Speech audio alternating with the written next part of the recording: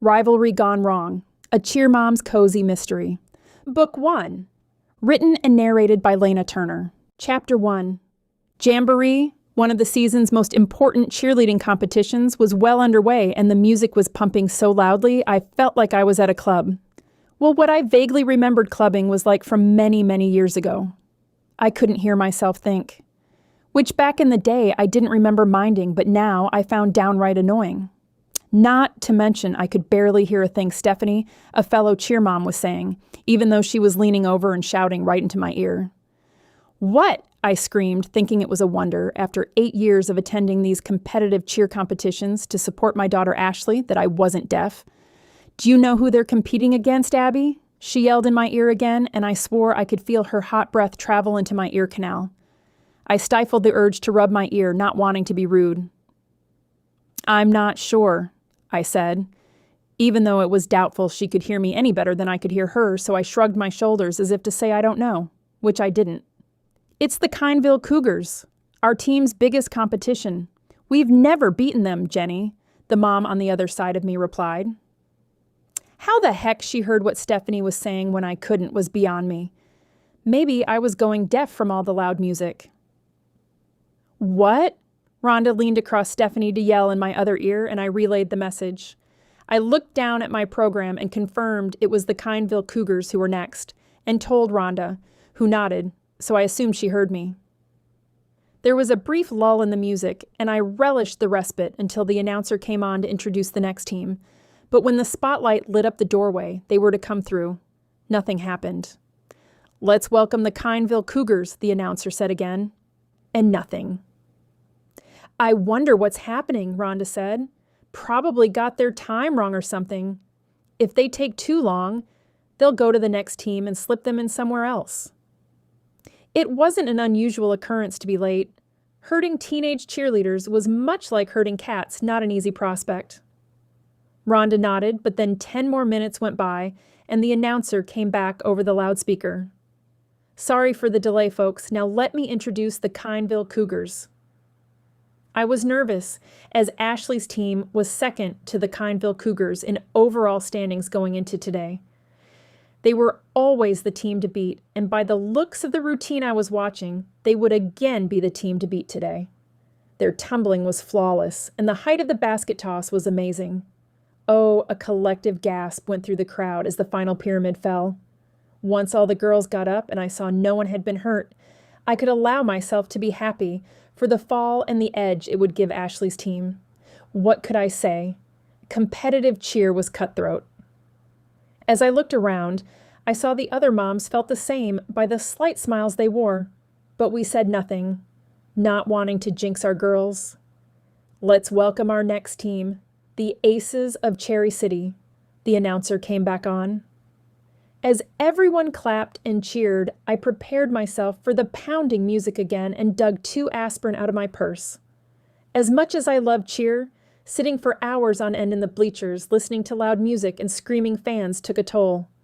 "They're coming out now," Rhonda exclaimed, bringing my attention back to the stage as our team, the Aces of Cherry City, took the floor.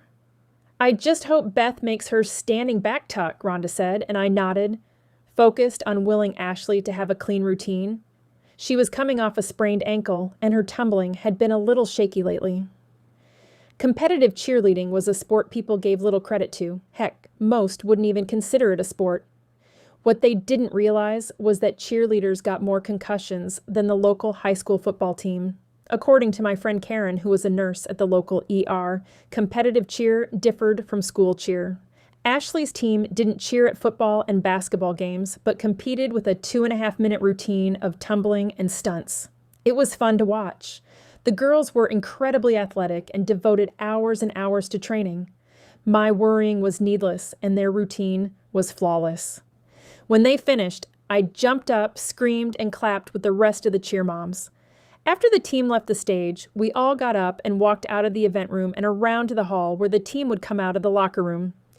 "You did an awesome job, honey," I said to Ashley as soon as I saw her and gave her a big hug. "Thanks. Can I have some money? We're going to go get some food before the awards. We're starving."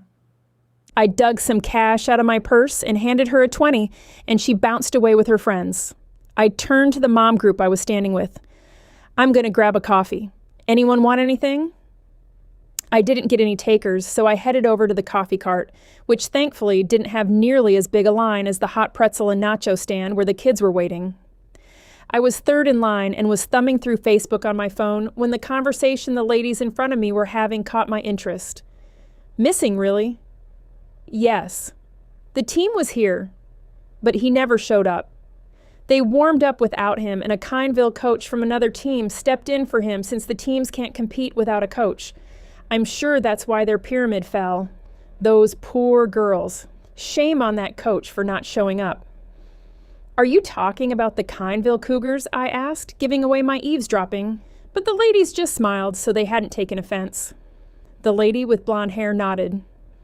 Maybe he got a flat tire or something, the other woman said. The blonde lady shook her head.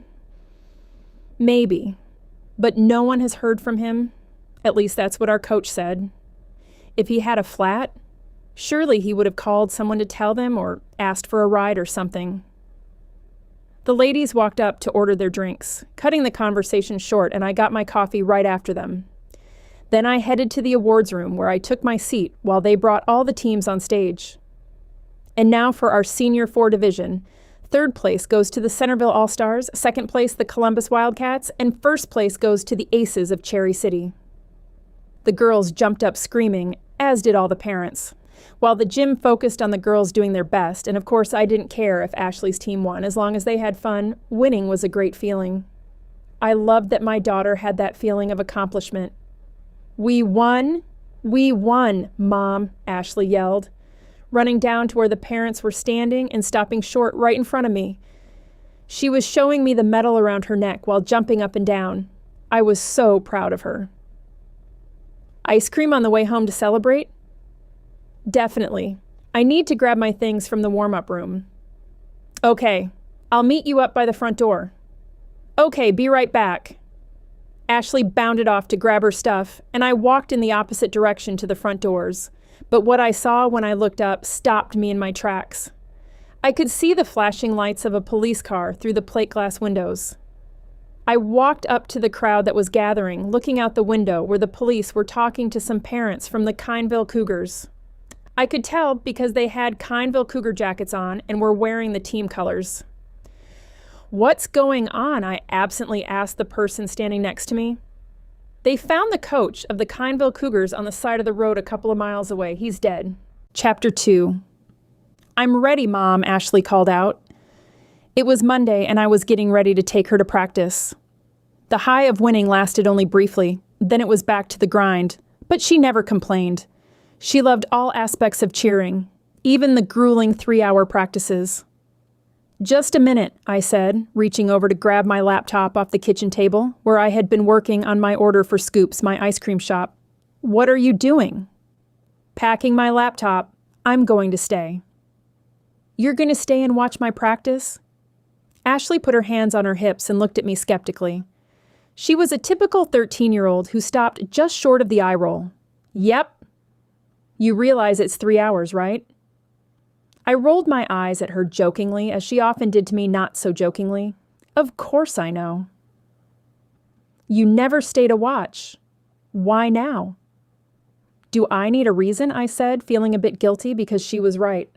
I rarely stayed, and maybe I should more often, based on her shocked expression. I guess not, she shrugged. I had a reason. I just didn't want to share it with her. I couldn't contain my curiosity about what had happened to that coach from the Kindville Cougars. I wasn't that well connected in the cheer world, but some of the other moms were, and those moms were always at practice. If I wanted to satisfy my curiosity, then I needed to hang out with the other cheer moms.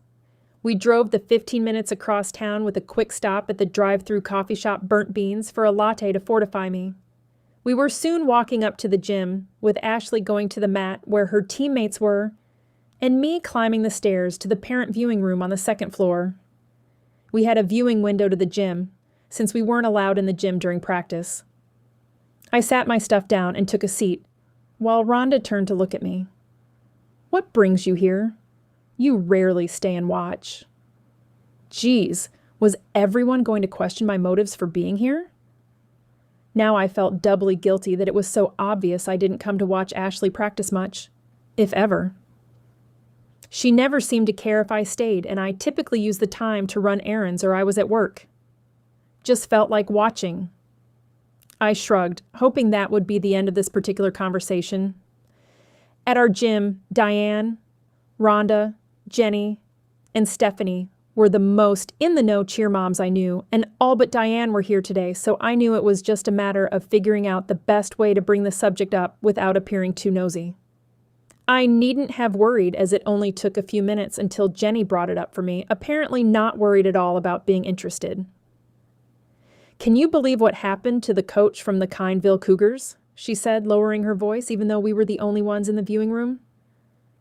"I heard it was murder," Rhonda replied, her eyes widening.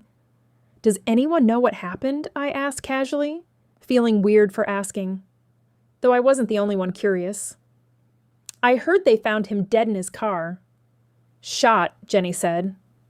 "Do you think it had anything to do with cheer?" Rhonda asked, her eyes darting back and forth among us moms. Jenny raised her eyebrows. "I didn't even think about that. What if we're suspects? We were their closest rivals." Rhonda's eyes grew big. "You think we're suspects?" "No, Rhonda, I don't. I was just making a point. It's probably not even connected to cheer. I mean, come on. Why would someone kill another person over cheerleading?" Jenny scoffed. I was thinking the same thing. I mean, sure, there were many moms out there who I felt were a little too invested in cheer, but to kill over it, that seemed over the top. "Are you sure about that?" Rhonda said, pointing behind us. Jenny and I whipped around to see a man in a suit who was standing at the front desk showing something in his wallet to the receptionist, who then pointed at the stairs to the viewing room. "He's cute in a young Clint Eastwood sort of way, but maybe he's just a parent," I mused. Jenny and Rhonda looked at me.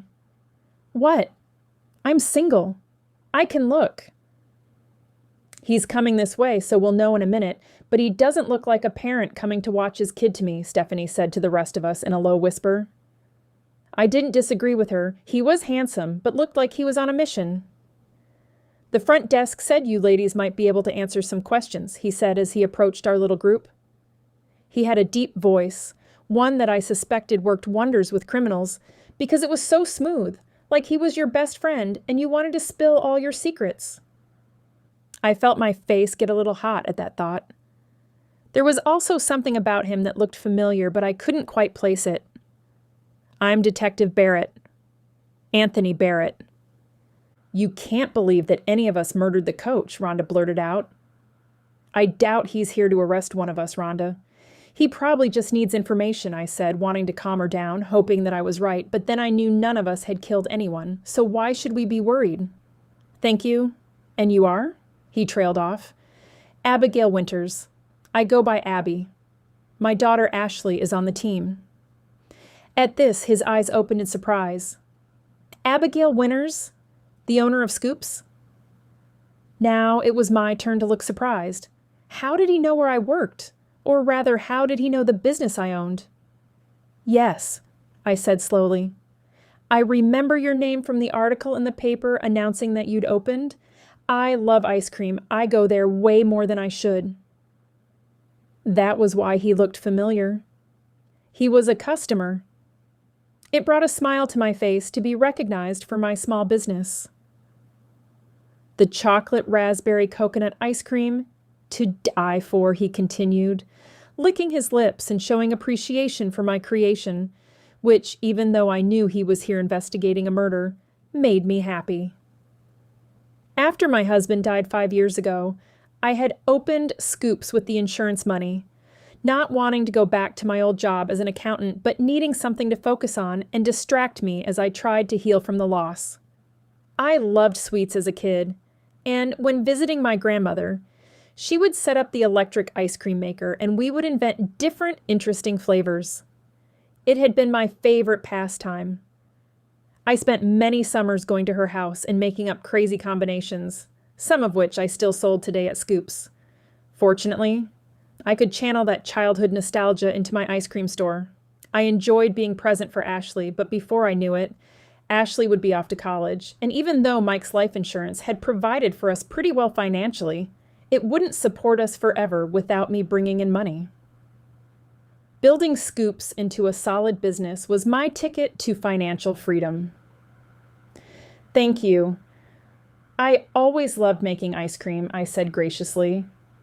I would like to pick your brain sometime about how you come up with all those flavors, he said. Then he looked at all of us.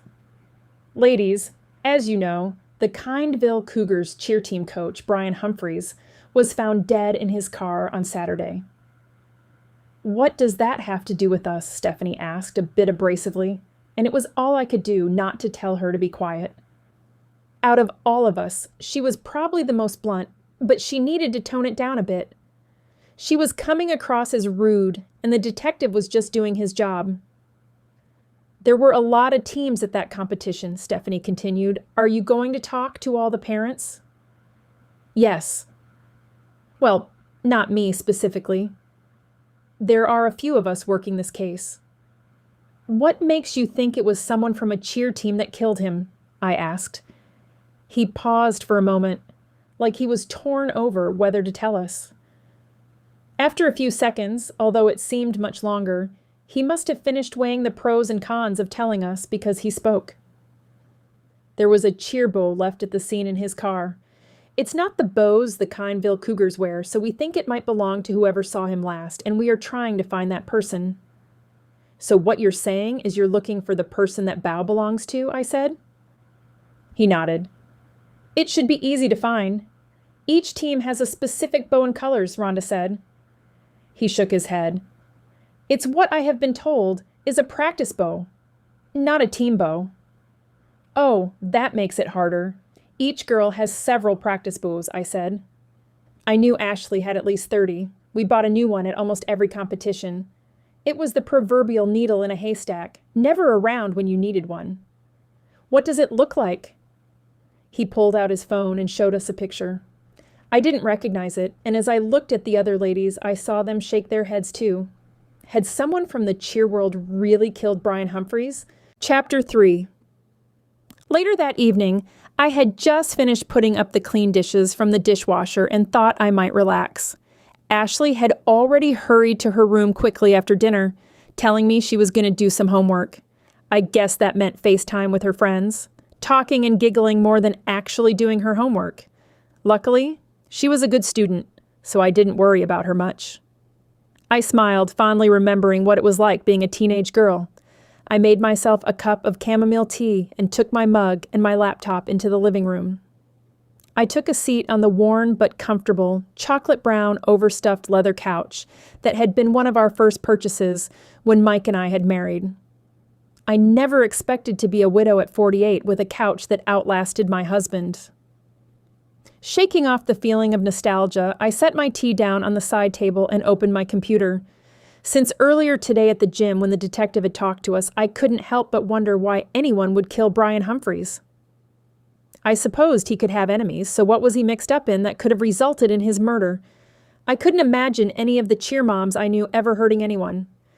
I mean, yeah, they could be crazy and cutthroat when it came to their daughters getting the best spot in formation, but that was no reason to kill someone. Was it? I typed in Coach Brian Humphreys Kindville Cougars and thought I would see what Google brought up. I knew nothing beyond the fact that he had been shot, and Detective Barrett mentioned the bow found by his body. He hadn't been nearly as forthcoming about the murder investigation as he had about his favorite flavor from Scoops, which was blueberry graham cracker. It was no great surprise that several articles came up in my search. Kindville was a small town, a little bigger than Cherry City, but not by much, so even though the murder of a cheer coach in a bigger city might not be all that newsworthy, in small towns like ours, it would be. I started reading. Brian Humphreys, coach of the Kindville Cougars, resident of Kindville, was shot to death a few miles from the Jamboree cheerleading competition. This is an ongoing investigation, and we encourage anyone with information to contact the police at 786-555-1212. That doesn't help me, I muttered to myself, snapping my laptop closed and picking up my tea. This probably had nothing to do with cheer and was most likely random, but as I told myself that, there was this nagging feeling in my gut that maybe it was related. Though what did my gut know about murder? I shifted my tea to my left hand, grabbed the laptop again, and went to the website for the cheer competition, where you could view the season's statistics. The Cheer Federation website tracked competitions for all teams and provided the overall statistics for the entire season, which went from now, January, to late April, when there was a final competition to determine the most likely winner at World Finals, the pinnacle of the cheer season. The teams worked hard all year to win at World Finals. As I looked at the standings, the Kineville Cougars, who had been in first place going into last weekend's competition and positioned to win the entire season, had now dropped to 8th, making it almost impossible to get back to the top 3 unless other teams had bad scores in the next few competitions. Wow, that was a hard blow. Maybe someone wanted to win badly enough because the Cougars dropping to 8th place in the standings now would pretty much mean they wouldn't be able to win World Finals, even if they performed flawlessly. There were only 5 competitions left in the season. Out of curiosity, I Googled Cheer Mom Murders Coach, just to see how many hits I might get. Frankly, I was expecting a couple. As I scrolled down, my eyes opened wide as I took in several articles. There were a couple of pages of articles where a cheer mom had attempted or succeeded in eliminating a coach or a rival cheerleader. I snapped the lid on my laptop shut again and took a sip of my tea. What was wrong with people? I sat back on the couch cushions, holding my cup of tea. Then I thought about Detective Barrett and the bow he said had been found at the scene. I wished I had taken a picture of the bow, but I was pretty sure I remembered what it looked like. I grabbed my laptop again and opened a new document, writing a description of the bow from what I remembered. Even though Detective Barrett had only briefly shown us a picture of this bow on his phone, I remembered it was a pink that faded to purple and blue, with rhinestones in each area where the color changed. Not really significant in the cheer bow world. I set the laptop down next to my tea and got up, heading to Ashley's room. I knocked on the door before I opened it. Ashley looked up as soon as I walked in, and much to my surprise, she had a book open and wasn't even on the phone. "Need something, Mom?" she asked. "Can I look in your closet at your practice bows?" She gave me a look like only a teen girl can. It conveyed both confusion and what the heck is going on thoughts. "Sure. Are you thinking about a new hairstyle, Mom?" she deadpanned. "Ha ha. Hilarious. No, I just want to look." I walked over to her closet and opened the doors where she had all her practice bows, clips, and ribbons affixed close to the top. It was a hack we had seen on Pinterest, a great way to organize bows that were previously shoved into a basket. I scanned her array, not seeing any like the detective's picture, when Ashley started talking again. "Does this have something to do with the murder of the Kineville Cougars coach?" I spun around and gave her a stern look. "Are you girls talking about that?" "Of course we're talking about that. In fact, it's all anyone is talking about." Since I didn't see the bow I was looking for, I shut the doors and took a seat on her bed next to Ashley. "What are they saying? I'm assuming you're talking about your teammates?" "And cheerleaders from other teams. Just because we're competitors on the mat, it doesn't mean we're not friends off it. In fact, several members of my team are in a text thread with some Kineville Cougars cheerleaders. They are super upset, and we've been trying to be supportive." I covered her hand with mine, a feeling of pride welling up in me at my sweet daughter and her consideration for others who were hurting. "Don't get all sappy on me, Mom," she said and rolled her eyes. I moved my hand and chuckled. "Okay, but what are they saying?" "Just that they can't believe anyone would kill their coach." "So they don't have any idea who might have done that to him?" Ashley shook her head. And while I was a little disappointed she didn't have any information, I was ultimately glad she didn't, because my daughter's involvement in solving a murder was not something I wanted to even think about. "Okay, Well, I'll let you get back to your homework. Let me know when you're ready for a snack. Okay, Mom. Even though I wasn't as in the know as some cheer moms, I knew someone who could get the information I needed that might shed some light on whether the coach's murder was related to cheer. Looked like I was going to pay the top cheer mom a visit. Chapter 4. The next morning, after throwing on jeans and my favorite light green sweater, I brewed a pot of coffee and got my laptop from where I'd left it on the side table last night before going to bed.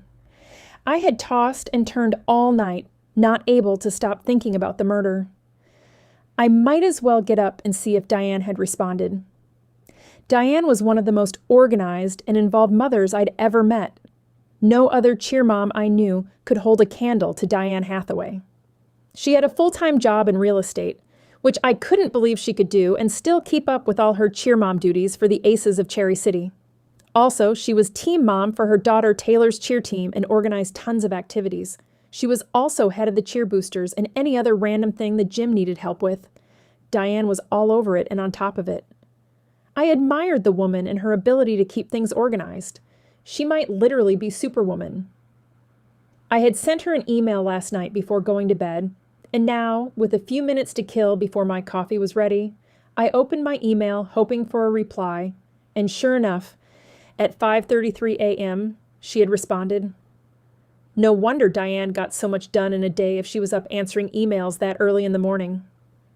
From Diane H. at powerbroker.com to Abby at scoopsicecream.com, subject question: I have many thoughts about this. Want to meet for coffee later today. I'm free at 11 and then again at 3. And then I'll be at the gym this evening watching practice. I couldn't make it last night. I had a showing. Of course she'd be at the gym this evening, I muttered, shaking my head, wishing I had her boundless energy. I responded saying I would meet her at 11 and suggested the Burnt Beans Coffee Shop, which was the best and only coffee shop in town and close to both Scoop's and Diane's real estate office, though our town was pretty small and everything was in fairly close proximity.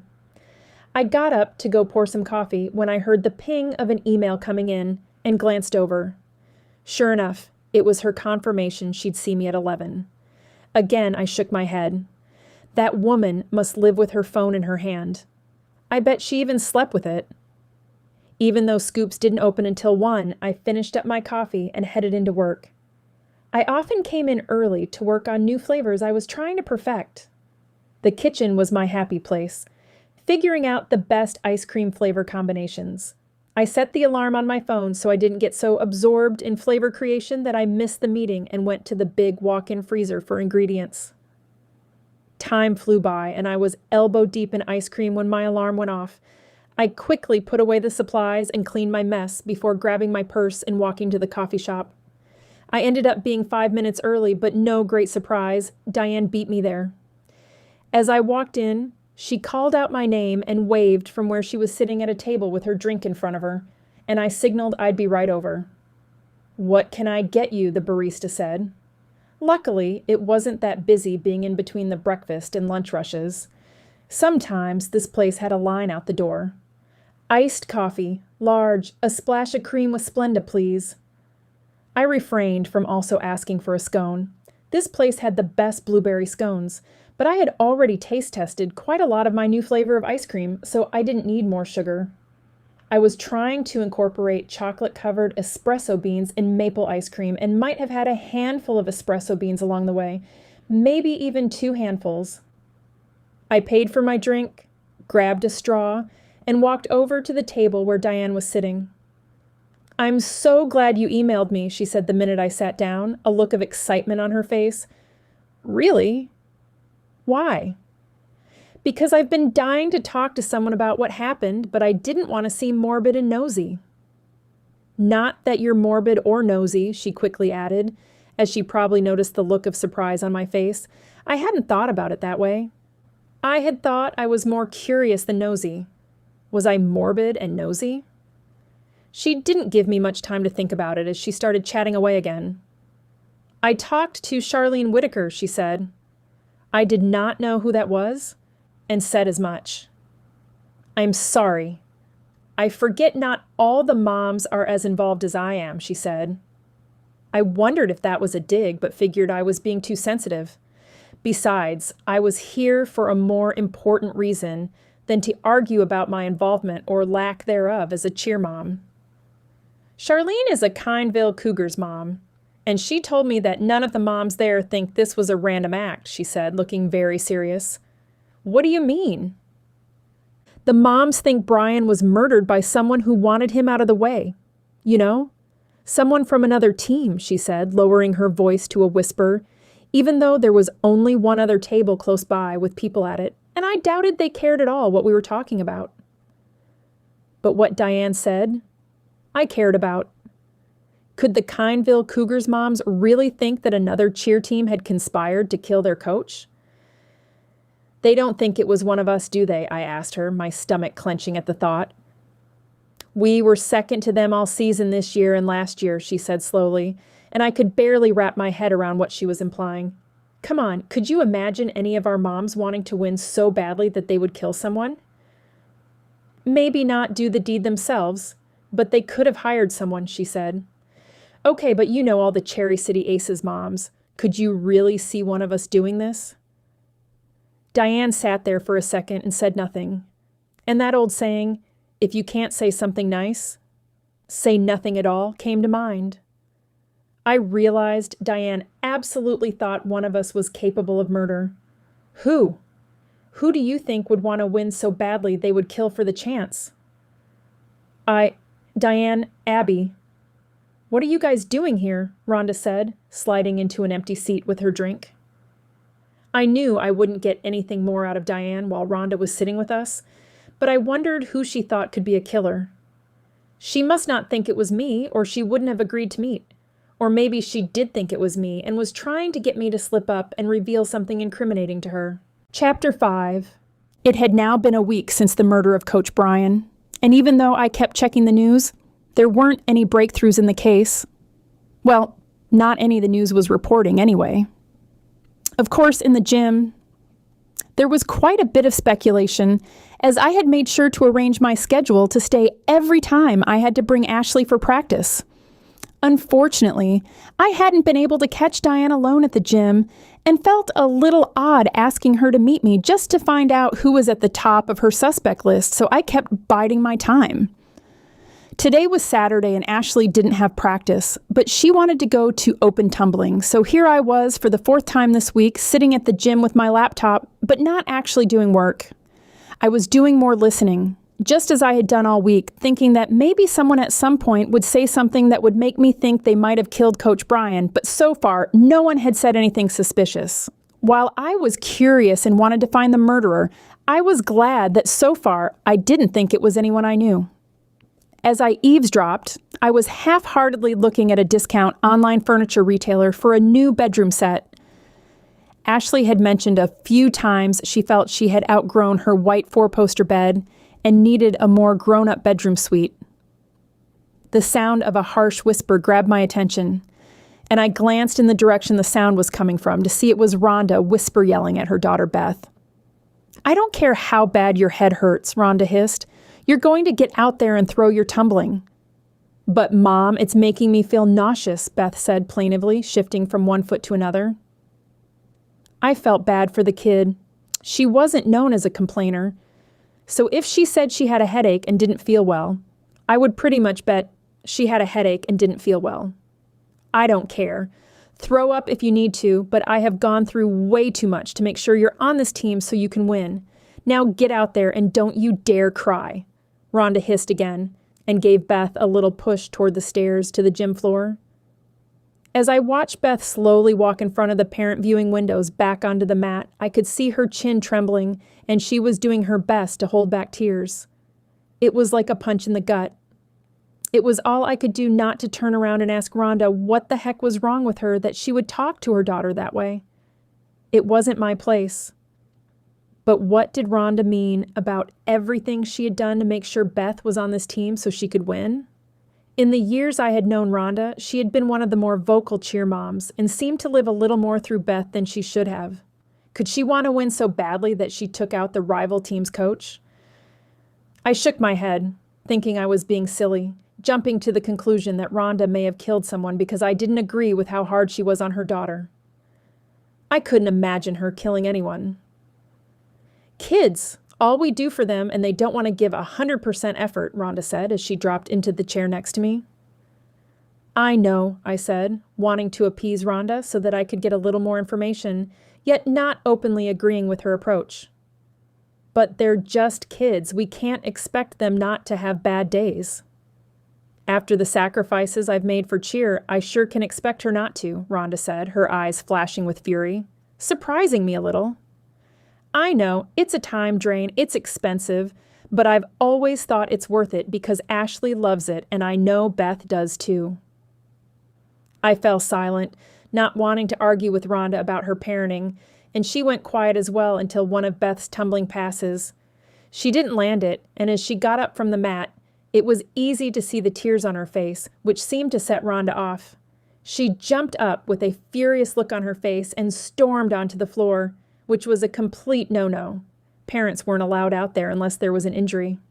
I don't know what's gotten into her lately that she's been riding Beth so hard, Stephanie said once Rhonda was out of earshot. The grapevine said the police talked to her, Jenny said, her voice low, and Stephanie and I looked at her with surprise. They didn't talk to me except the day the detective came into the gym, Jenny said. What about you, Abby? Have they talked to you? I shook my head and thought this was interesting news. Was that why Rhonda seemed so on edge, or did she actually have something to hide? If they talked to her and not the rest of us, what did that mean? I heard the police are suspicious, thinking whoever killed Coach Brian was involved in cheer, Jenny said. Where did you hear that from? I asked, a little more excited than I probably should have been with the way Jenny was side-eyeing me. I mean, it makes me wonder if they're going to come talk to all of us, I said, to cover up my inappropriate enthusiasm. I heard some other moms chatting, but I don't remember who. It has nothing to do with us. I don't know about you, but I have nothing to hide. Zara loves cheer and all, but I'm not a crazy cheer mom. Did I complain when she didn't get the position in the pyramid I thought she should have? Yes. But kill someone so her team can win? You'd have to be crazy, Jenny said, shaking her head, blonde ponytail swaying. Well, aren't most people who commit murder not in their right mind? Said Stephanie. You really think it could be one of us? I said. And by one of us, I mean not one of us three specifically, I made sure to point out. I couldn't see any of us, including Rhonda, killing over cheer rankings, but the fact that the police talked to Rhonda and hadn't talked to the three of us made me wonder. I needed to talk to Diane about this. Chapter 6.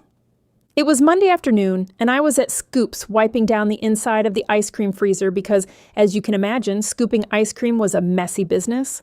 I couldn't stand it when the ice cream congealed around the cartons because not only did it look gross, but it was hard to scrub off. I was taking advantage of our slow time to clean. We opened at 1 and would get a bit of a rush for lunch, since we also offered a limited selection of soups and sandwiches. Then we would get busy again after dinner, though I did have loyal customers who came in and had ice cream for lunch, a perfectly acceptable meal in my opinion. I was so engrossed in my task, I didn't realize someone was at the counter until I heard a voice call out. Hey, Abby, a familiar voice said. I looked up, and much to my surprise, Detective Barrett was standing there. He was the last person I expected to see, and I felt my stomach drop. Can I get you something? Are you in need of a mid-afternoon sugar fix? I said casually, putting my hands in my pockets to hide their slight tremble.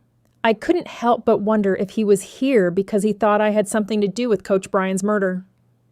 I can always use a mid-afternoon pick-me-up, he said, and his tone was light, so maybe I was overthinking his visit. Maybe he had stopped by to get ice cream, and this visit had nothing to do with his investigation. I liked that thought. Pistachio is the flavor of the day, but of course we also have our normal flavors. Well, I do like pistachio, but what would you recommend? He said in that smooth voice of his. Pistachio is one of our best sellers, but I like to pair it with a scoop of dark chocolate. The two flavors complement each other nicely. Sold. Cone or cup? I asked. Cone, of course, and make it a waffle cone. One of those with chocolate on the inside, please. I grabbed a waffle cone from the container and then a scooper out of the water bucket to scoop out his flavors. I wanted to ask him if he had any leads on the murder, and as I handed him his cone, I gathered my courage. "Any news about who killed the coach from Kineville?" I said as he signed his credit card slip. He took a bite of his ice cream and made the appropriate noises of enjoyment, and I thought for a minute he wasn't going to answer. "Still working a few leads. Do you know anything?" "Me? No. Why?" I stammered, his question catching me off guard. He chuckled, and while I thought he was laughing at my awkwardness just a little, it wasn't in a mean way. "I just can't believe someone would kill a cheerleading coach," I said, shaking my head. "I'm still a little shocked this happened so close to home. You hear about murder on the internet or TV, but it always seems an abstract notion because I had never personally known someone to be murdered. And while I didn't personally know the cheerleading coach, I've seen him at a ton of cheer events. There's rarely rhyme or reason why somebody turns to murder, but I will say I have heard from some people I've talked to that competitive cheerleading is a pretty cutthroat business." I gave a half-hearted laugh and nodded in agreement. "You're not wrong. It is very cutthroat, as you said, but we're talking about a sport, not life or death." "True, but in the years I've been doing this, one thing I've commonly found is that what is not life or death to the average person is absolutely a matter of life and death to a murderer. Maybe someone's athlete really needed to win, and this was the only way to make that happen." I just stared at him, and while what he said made sense, I just couldn't imagine killing someone over a sporting event. "I guess you're right. We all have different frames of reference for what is important. I mean, the Lifetime movie channel stays in business because of movies made about crazy real-life situations." "Do you know anyone from the Kineville Cougars?" he asked. "Sorry, can't help you there. I'm not what you would call an overly involved cheer mom." "What do you mean?" he said, brows furrowing in confusion. "You don't mean to tell me you didn't notice in your investigation that some cheer moms seemed a little more obsessed than others?" I said, aiming to be tactful and not wanting to call any of my fellow cheer moms crazy. They weren't crazy in the literal sense. They were just crazy about cheer. He held his hands up and took a step back, laughing. "You've got a point. There were definitely a couple who seemed a little fanatical about things." "I heard you talk to Rhonda," I said, and he tilted his head to look at me. "Did she tell you that?" "No. I heard it through the grapevine," I said, feeling my face grow warm with embarrassment that I had just admitted to gossiping. "I've talked to several people," he said, tilting his head to look at me as if he wondered what other gossip I'd heard. "But why Rhonda? Surely you don't think she did anything to that coach. She's not like that." "Like what exactly?" A murderer," I said, not meeting his eyes. "Like I said, I've talked to several people, and as far as the reason why, I can't talk about that. I can't imagine anyone from Cherry City Aces killing that coach," he shrugged. "Maybe not anyone connected to Cherry City Aces, but someone did. The ice cream is fantastic." "Thank you. I'm glad you like it. Take care, Abby. I'll be seeing you around," he said, giving me a wink as he walked out the door. I couldn't help but wonder if he meant that because he was going to be back at the gym to investigate or for some other reason. Did that mean I might see him again? I hoped it wasn't because I was under investigation. Chapter 7. Later that day, I pulled into the parking lot of the gym for the Kineville Cougars and saw it was just as packed as the Cherry City gym. I had dropped off Ashley and decided that while she was at her 3-hour practice, I would have plenty of time to drive the half hour to Kineville, do a little investigating, and get back before she was done. Even though in the back of my mind I was pretty sure Detective Barrett wouldn't be a fan of me stepping on his toes, I couldn't help it. I had to admit, wondering who killed Coach Brian was all I could think about. While I didn't believe there was a serial cheer coach murderer on the loose, it made me a little uneasy, knowing we were going into another competition this weekend and the killer hadn't been caught. I got out of the car, slung my purse on my shoulder, and headed into the building. The receptionist at the desk didn't even pay attention to me, as I had expected. I walked in behind a mom and her child, crossing my fingers that the mom was staying and I could follow her to the parents' viewing room. Luck was with me. I got to the viewing room and took a seat with the other moms. I got a few odd looks from some of them who were probably wondering why they didn't recognize me, but no one said anything, though I was sure that would change once I started asking questions. I would wait a little before doing that and just listen. I had to imagine they were gossiping about the murder as much as we were back at the Cherry City Aces gym. A few minutes later, I wasn't surprised when I heard two women sitting in front of me bring it up. It made complete sense that the moms who actually knew the coach personally and whose girls he had coached would talk about it. "I'm thinking about pulling Isabel from the team until they figure out who killed Coach Bryant," one mom said. "You can't do that. She's the only flyer who can do the double twisting full into a basket. Peggy, do you hear yourself? You want me to potentially put my daughter in danger just to win a cheer competition?" "No, of course not, Jackie," she said with a sigh.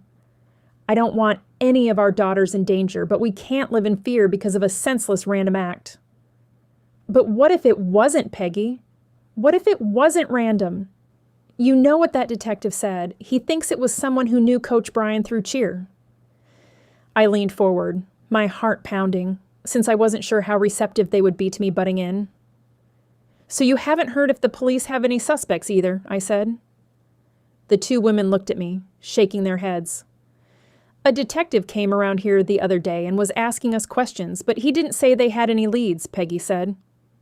"What team is your daughter on?" Jackie asked. "I don't remember seeing you here before." "My daughter actually doesn't cheer here. She cheers for the Aces," I said hesitantly, not sure how this would go over. "Then what are you doing here?" Peggy said, and I could hear some hostility in her voice. "I have the same concerns you do.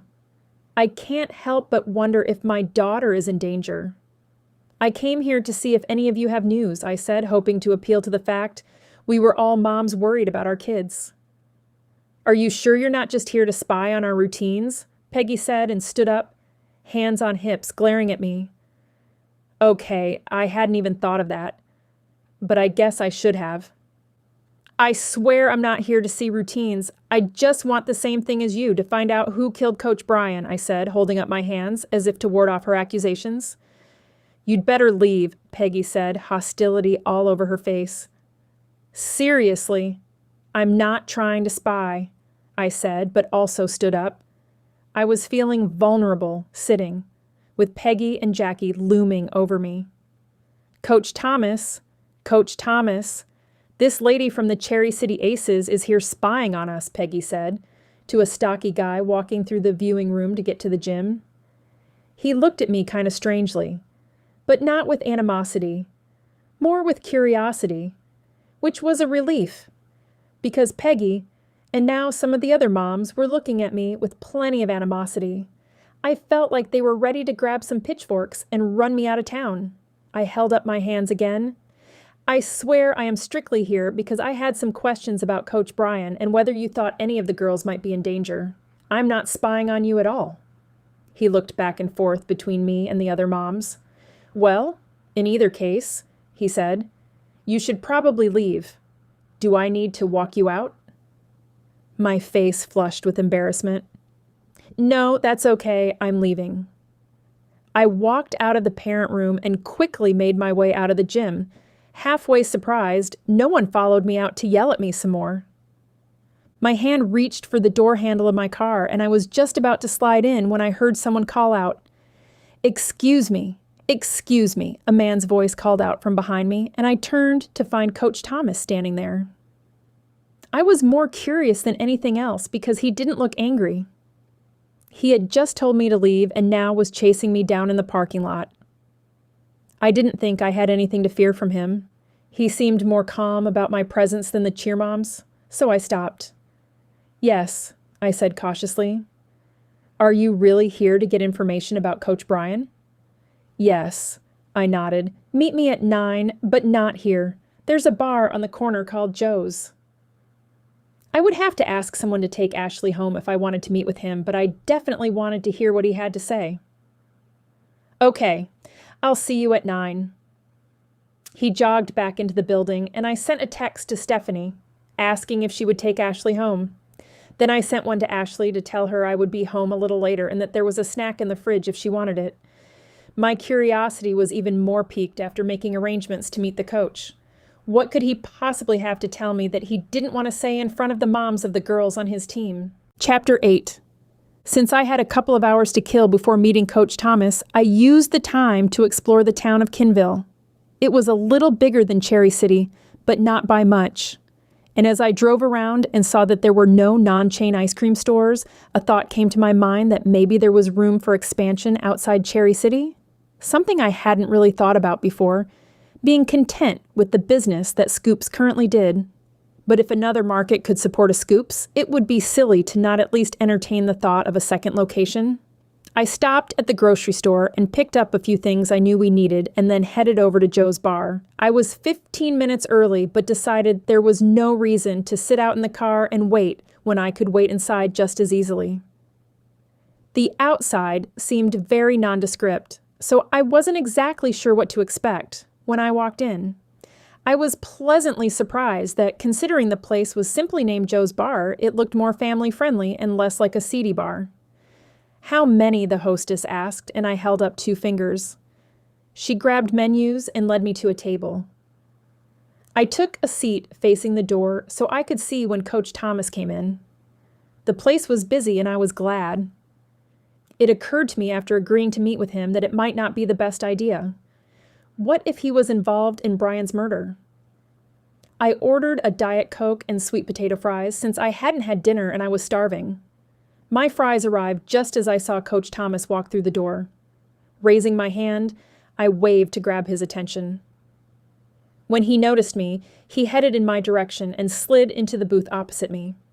"Help yourself to a fry," I said, pushing the plate to the middle of the table. He took a fry and popped it in his mouth as the waitress came up to our table. "Can I get you something to drink?" "A root beer and another order of fries, please." "The same? Sweet potato?" she asked, and he nodded. The waitress left, and we sat in silence for a minute until I spoke up to break the ice. "I want to reiterate that I promise I didn't come to the gym to spy on your routines." He chuckled. "Trust me, I didn't think you had. Some moms are over the top," he said a little hesitantly, and I could tell he didn't want to offend me in case I was one of those moms. I matched his grin with one of my own. "Don't worry, I get it. What I came for is to see if anyone knew who might have wanted to hurt Coach Brian. Did he have any enemies?" "Here you go, a Coke and an order of fries. Can I get you guys anything else right now?" the waitress asked, interrupting us. "I'm good, thank you," I said, and Coach Thomas nodded in agreement. Coach Thomas: "I'm just concerned, like everyone else." "First, you can just call me Thomas," he said, and then tapped his straw on the table to bust it out of its paper wrapping and put it in his drink. I got the impression he was stalling for time, though I wasn't sure why. He was the one who had asked me to meet him. "Thomas," nothing said, "here is anything I will repeat. My goal is to see a killer brought to justice and make sure my daughter and any other cheerleaders are safe." "I appreciate that. Even though I'm just the interim coach now, I'm sure I'll get the job. I am a little afraid that if certain people find out I'm talking about this, I could be in danger." My head reared back and I stared at him, astonished at what he had just said. "You know who did this?" He shook his head, fiddling with his straw wrapper again and not looking me in the eye. Finally, he raised his gaze to me. "I don't know specifically who killed Brian, but I know he was really on edge a couple of weeks before that last competition. I asked him several times what was wrong, but he wouldn't tell me." "You think whatever was going on with him has to do with why he was murdered?" "I do. There have been rumors for the last several months that people wanted to take him out, so to speak, so he wouldn't win another World Finals championship. At the time, I didn't think that meant anything close to murder. I knew the Kineville Cougars had won World Finals the last 5 years in a row, and I also knew all sports could be cutthroat. What I couldn't believe was that there had been rumors about someone wanting to cause harm to a coach to take their team out of the running." Did you tell this to the police? I asked. I did. I didn't want to, but I didn't feel right not saying anything because I'm worried about my safety. I expect the gym owner to ask me to take over coaching Brian's team, so I'm afraid I might be next. Was it apparent behind the rumors? He seemed to be relaxing a little, and I hoped he could give me some useful information. He looked at me and then back down, shaking his head slowly. I don't know who it was. I couldn't see them. I just heard them talking one day behind a car when I was leaving the gym late. You really don't know, I said, thinking this could be a clue and believing my initial impression of Thomas, that he was genuine. He finally looked up at me and frowned. No. Like I told the cops, I couldn't see them and didn't recognize any voices. I wish I had said something earlier. Brian might still be alive. His eyes glistened with tears, and I could tell he was hurting. It's not your fault, Thomas. While I felt bad, this poor guy felt so guilty I was still excited. Finally, a real clue. Chapter 9. The following day, I was at Scoop's and had just finished our lunch rush when the door opened and I looked up to see Detective Barrett walking in. I started smiling, even though I hated to admit I was a little happy to see him. But when I saw the stern look on his face, my smile faded. He definitely didn't have the same jovial look he had the day before. I looked around. 2 patrons were sitting at tables finishing up their lunch, and even though I would normally never wish to not have business, I hoped another customer wouldn't come in until I heard what he had to say. By the grim set of his lips, I wasn't sure what he came to tell me was something I wanted a customer to overhear. I forced a grin on my face and greeted him. Why, Detective Barrett, twice in 1 week. Can I get you a scoop of pistachio and chocolate in a waffle cone? My cheerful greeting had no impact on his somber look. Not today, thank you. Is there someplace we can talk? Uh-oh. This didn't sound good. My heart started racing at the potential of what he was about to say. Unfortunately, I am here by myself right now, so we can't go in the back. He looked around and then motioned for me to walk to the end of the counter, which was the farthest away from where the customers were sitting. When we reached the end of the counter, he started talking. I heard you paid a visit to the Kinville Cougars, he said, his voice barely above a whisper. I crossed my arms, feeling a little defensive. Yes, I did. Is that a problem? He sighed and rubbed his hand over his face. Who told you, I said, to break the silence? One of the cheer moms initially called to say you were spying on their routines, but then also said you had asked about the murder of Coach Brian. Again with the spying? Why would anyone call the police about something like that? I couldn't believe it, so I shook my head. First, I wasn't spying on their routines. I'm not one of those moms. And second, yes, I asked if they had any information about who might have killed their coach. I admit I'm a little nervous.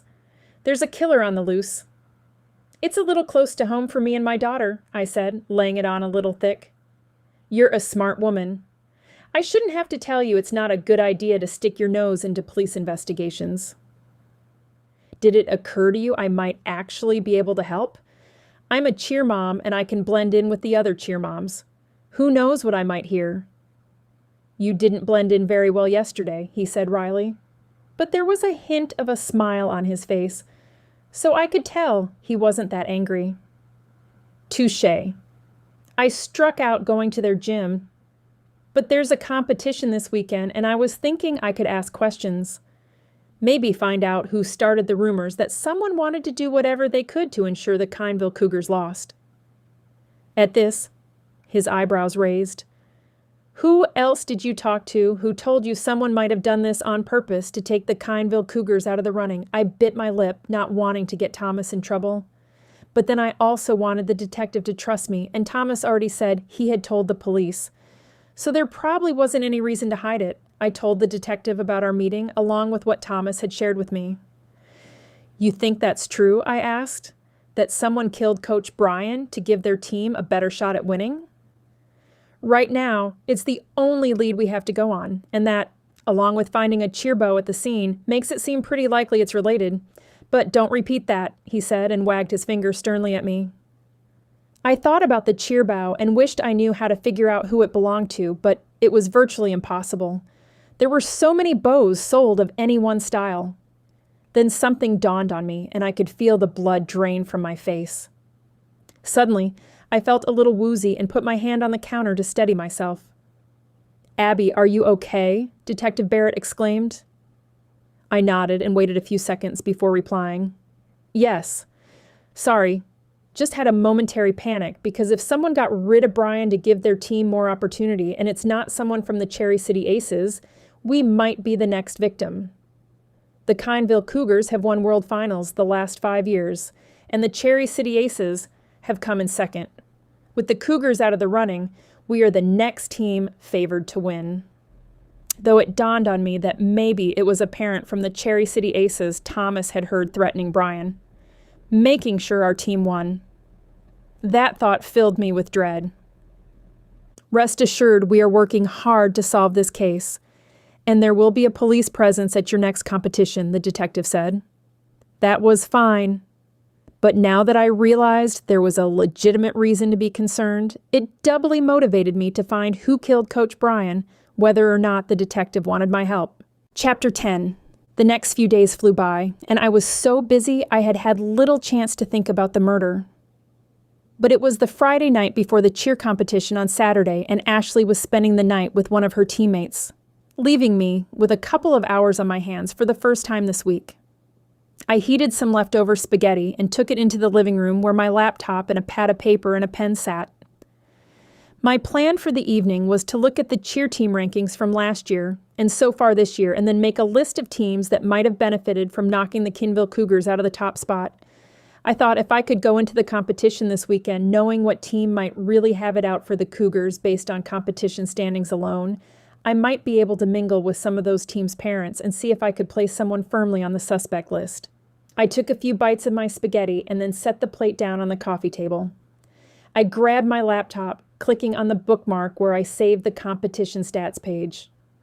I already knew the Cherry City Aces had consistently lost to the Cougars, but I hadn't much paid attention to who came in right behind them, and that was the information I was looking at now. I figured I wouldn't go past 5th place, because anyone farther down the line than that would have to kill many people to make it to the top. I both giggled and shuddered at that thought.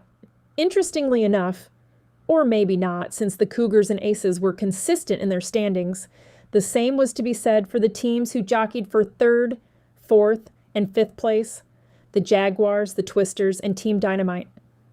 I jotted down the coaches of the different age groups. There were youth, junior, and senior divisions, and then, within each division, teams were set by skill level from 1 to 7. I assumed if someone really had killed Coach Brian to move up in the standings, it would be in the same age and skill level group as the team he coached, or it wouldn't matter. I looked, and Coach Brian had coached a junior level 4 team, and that made me even more nervous since Ashley was on junior level 4. I loved her coach and would hate to see anything happen to Coach Becky if someone truly had their eye on taking out the top teams. I leaned over to grab a bite of spaghetti, balancing my plate and trying not to drop my laptop. Then I went back to scrolling through the information for this week's competition. The Jaguars, the Twisters, and Team Dynamite would be there. I printed out the full schedule, something I normally didn't do because I only cared about Ashley's performance times, but the schedule had every team listed, the time they were performing, and their assigned practice room. This week's competition was to be held at the big convention center about an hour away. I put my computer on the coffee table next to my spaghetti and walked into my office to grab the papers off the printer.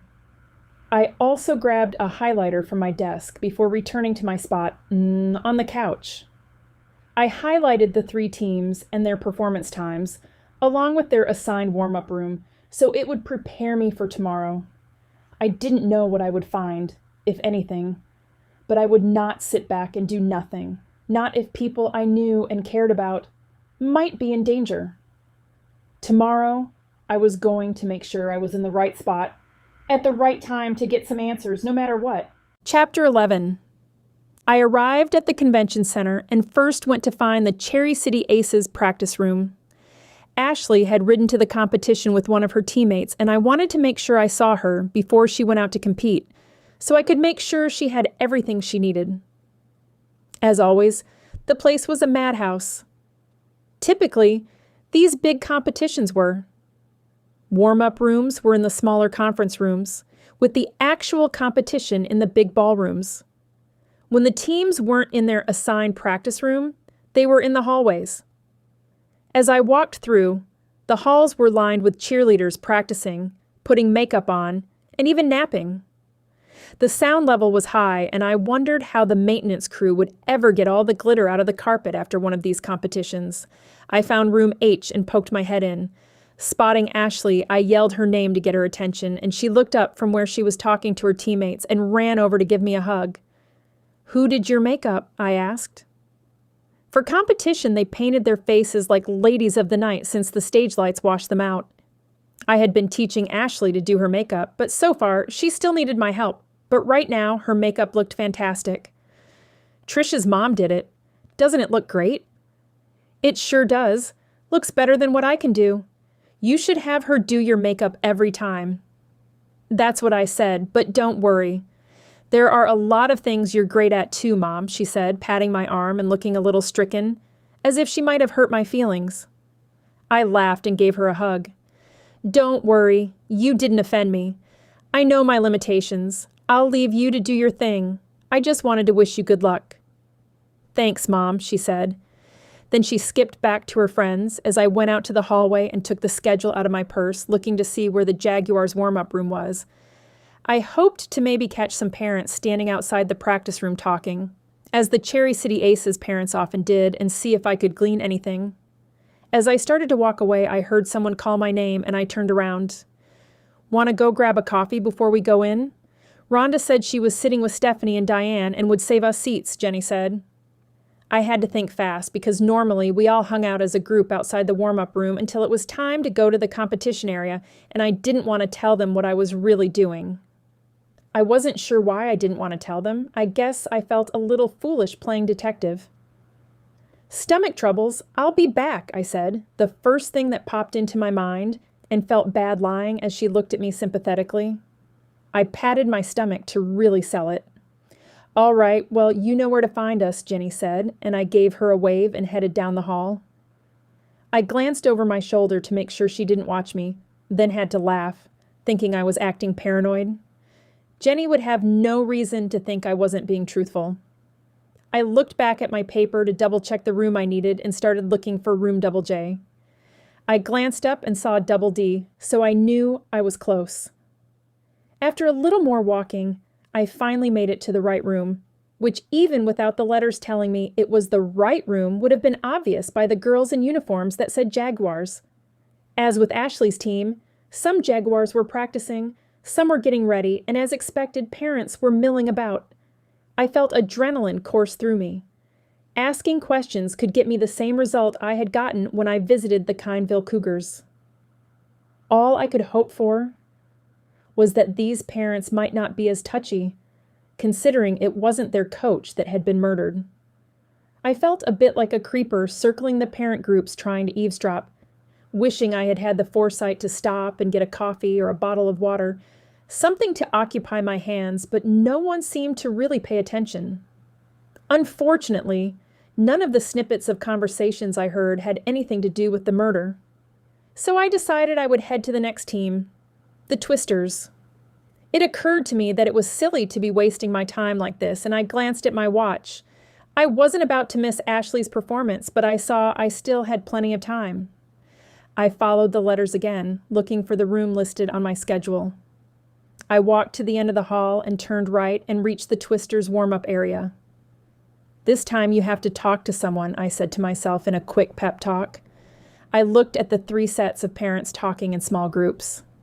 I steeled myself and walked up to what I felt was the friendliest-looking group based on appearance alone. At least this time I had thought of something to say. "Excuse me, do you know if I need to go to the right or to the left to get to the hall with the rooms that are single letters?" "This place has me all turned around," I said, forcing out a chuckle. A brunette with her hair pulled back in a bun and a cute green cardigan and boots chimed in. It's not just you, trust me. That's why I stick with these three ladies. Because if I had to rely on myself to get me to the right spot at these competitions, I'd never make it. These convention centers are huge and all the cheerleaders look alike, with their high ponytails and uniforms.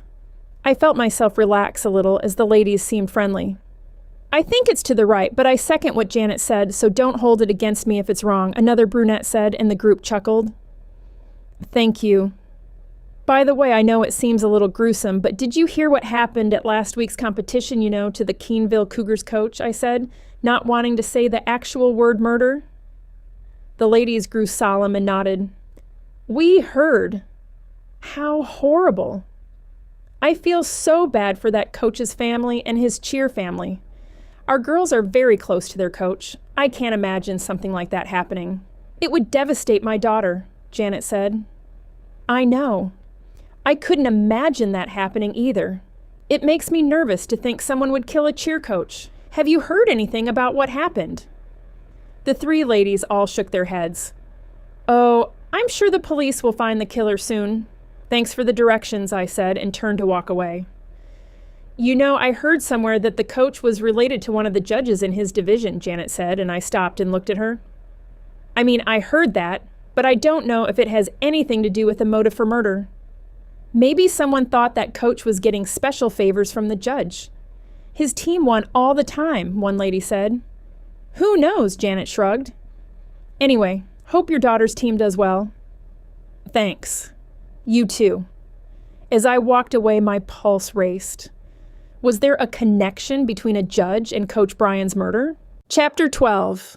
As I walked away from the Twisters' moms, I pondered the last little tidbit of information that Janet had given me, that Brian was related to one of the judges, and I wondered if someone could have wanted to send a message to the judge by killing Brian, maybe trying to sway a score. And at first I thought, why not just kill the judge? But then I realized if you wanted to control a judge's scoring, it would be better to threaten that judge. I needed to find the judge after I tracked down the last team, so I looked at my paper and set off in what I hoped was the right direction. After 25 minutes of walking through the convention center, I had found Team Dynamite's area, but not the usual parents milling about, and looking at the schedule, I realized I should have sought out Team Dynamite first since they were competing in 5 minutes, so they were long gone from the practice room, and I decided my next step should be to investigate the judge angle. Detective Barrett would be impressed if I could find some useful information, and he couldn't be annoyed that I had done some investigating if I was able to help.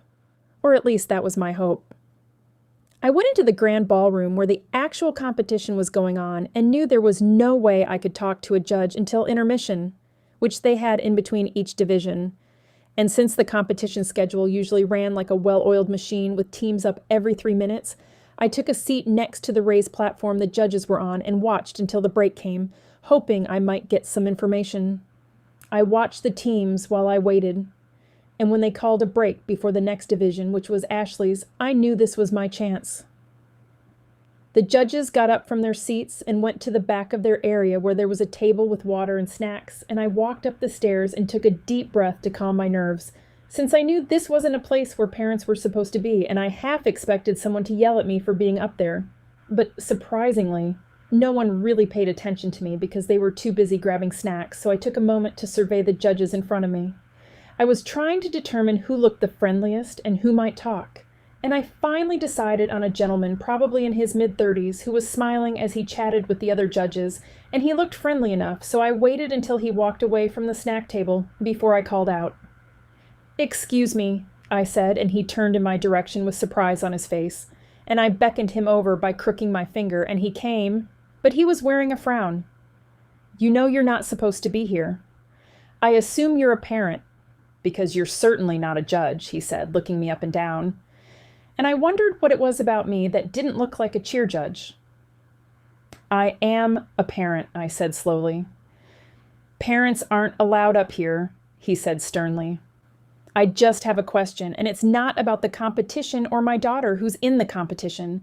It's about the coach who was killed in the last competition." His eyebrows shot up in surprise, but he didn't yell at me to leave. He headed to the stairs and walked down them, motioning for me to follow. "What about that coach? Make it fast because I can't be seen talking to you. That will look terrible. For me and your team." I heard he had a relative who was a judge, and I just wondered who that judge was. "Why do you want to know?" I wasn't exactly sure the truth was the best way to answer his question, that I was trying to get information about who murdered him, because that might open up a big can of worms, so I decided to go with a little white lie. "I feel bad and wanted to offer my condolences." "Oh," he said, but didn't offer anything further, and I breathed a small sigh of relief. But I still wasn't getting any information, and I knew my time was limited. "So, do you know who that might be?" I pressed a little. "Yes, his uncle, John Humphreys, but he's not here today." "Do you know where he is?" The man shook his head. "No, I don't actually know him personally, but we all assumed he was with family when the news came that he wouldn't be here. The only reason I knew they were related is because any time the Kineville Cougars perform, he doesn't judge. Doesn't that mess with the scores? We have 2 extra judges who can swap out if someone needs a break or for conflicts of interest. It happens more often than you think, and the Cheer Federation tries to keep all bias out of competition." I thanked him and let him go back up into the judges' area before anyone noticed he was gone, and as I thought about what my next move should be, I realized the John Humphreys clue might not be the dead end it initially seemed, because if I could find a way to contact him, maybe he could tell me what enemies Coach Brian had. Chapter 13. Since it was almost time for Ashley's team to perform, I was going to stop my detecting to look for the other cheer moms and take my seat. As much as I wanted to find out who had killed Coach Brian, I wasn't about to miss my daughter's performance. I headed up to the front right of the stage, where we normally sat, and saw Diane leaning out of her seat talking to a woman I didn't recognize. She noticed me and waved me over. I reached them, thankful there was still a break and no music was playing, or I wouldn't have been able to hear what was being said. "Hey, Abby. You're just the person I wanted to see," Diane said as I stepped up to the open chair next to her. On the other side of Diane sat an attractive blonde with a Kineville Cougars sweatshirt, so I assumed it was one of the cheer moms from that team. It didn't take a high level of detecting to figure that out. She wasn't one of the moms I'd seen the day I got kicked out, which was probably a good thing. "This is Charlene Whitaker. Charlene, this is Abby Winters. Her daughter's on Taylor's team." I stuck out my hand to shake hers. "Nice to meet you, Charlene." "Likewise." I was telling Charlene how we were so sorry about what happened to their coach. "Yes, it's such a horrible thing," I said. "How are the girls holding up?" "It's been rough. They were really close to Coach Brian, just like I would assume your girls are to their coach. They spend so much time together in the gym, and he was a constant presence. It's really hard to believe he's gone," she said, and got a tissue out of her purse to dab her eyes. "Well, if there's anything we can do, please let us know," I said. "Yes, definitely. Let us know if we can help in any way," Diane said, nodding her head, when an idea popped into my head. "Thank you. I appreciate it." Charlene sniffed and took another swipe at her eyes with her tissue. "Are his teams competing today?" "I heard Coach Thomas is taking over the team," I said. Charlene pursed her lips and looked as if she had been sucking on a lemon. "Where did you hear that?" she asked, her tone a bit guarded. Not wanting to get Thomas in trouble, I lied. Something I didn't normally do, but now had done more than once in one day, in the context of investigating the murder. "I don't know. My daughter might have said something. I know she said she was texting a couple of the girls from your team. Apparently, a lot of the teams make friends with each other. Something I didn't know until recently, but it's a pretty cool thing, right?" Charlene nodded. "Yes, it is, but no. Coach Thomas did not take over the team. The new coach is Rachel." "Is there something about Thomas you don't like?"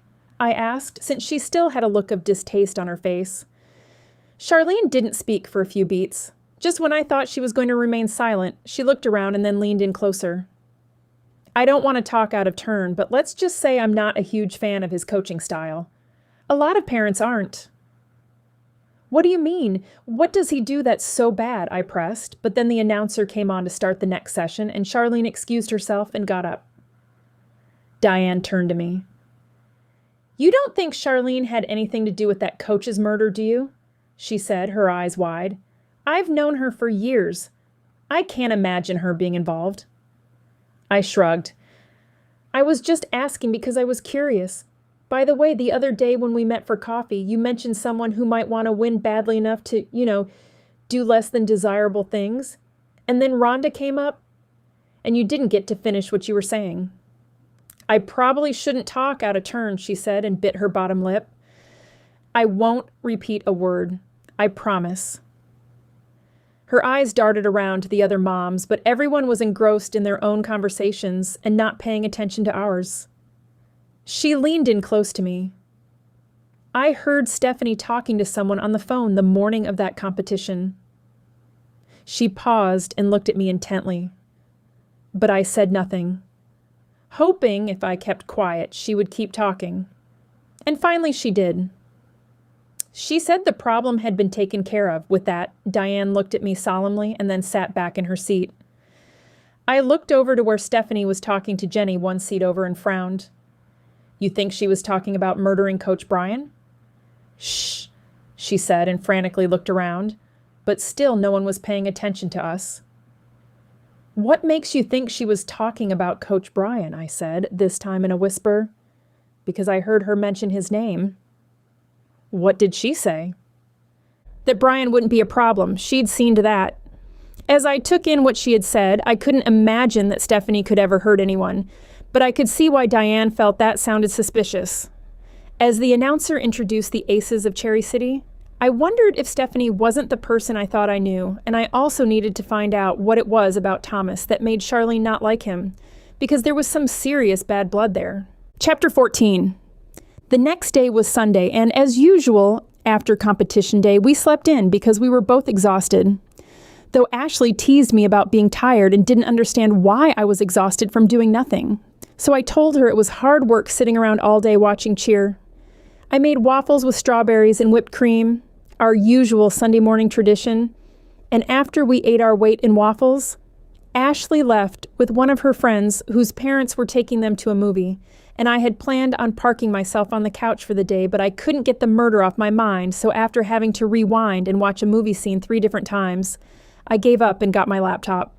I had 2 big clues to work on right now that would shed some light on what had happened to Brian. One was talking to John Humphreys, and 2 was finding out if Charlene was the only one who didn't like Coach Thomas, or if there were others who didn't like him, and if that was why he didn't get to coach the team when he had told me he thought he would. I figured finding John Humphreys would be the easiest task. So by going on Facebook, I found that the entire family lived in Kineville, and John was not only a cheer judge, but coached at the high school. So I then looked up the Kineville High School's athletic page for the cheerleaders so I could get a list of practice times. Obviously, they weren't practicing today since it was Sunday, but I saw they would be practicing tomorrow after school, so I put it on my calendar to go to the school and try to talk to him. I sat outside Keeneville High School, having left Veronica, my right hand at Scoops, in charge of the shop, and I told her I had an errand to run. And luckily, Veronica didn't pry. The schedule on the school's website said practice was from 3:30 to 5:30 and school let out at 3:10, so I figured John would already be there and ready for practice, and I wanted to catch him before practice started because I knew well enough not to interrupt a coach in the middle of practice. I walked through the front door, and after checking in at the office and getting a visitor's badge, I followed the directions they gave me to get to the gymnasium. When I got to the gym, some of the girls were already there, sitting on the floor, stretching and chatting before practice, and a gentleman who looked to be in his mid-40s wearing a t-shirt and joggers was hovering around them, so I assumed he was probably John Humphreys, and if he wasn't, he could probably steer me in the right direction.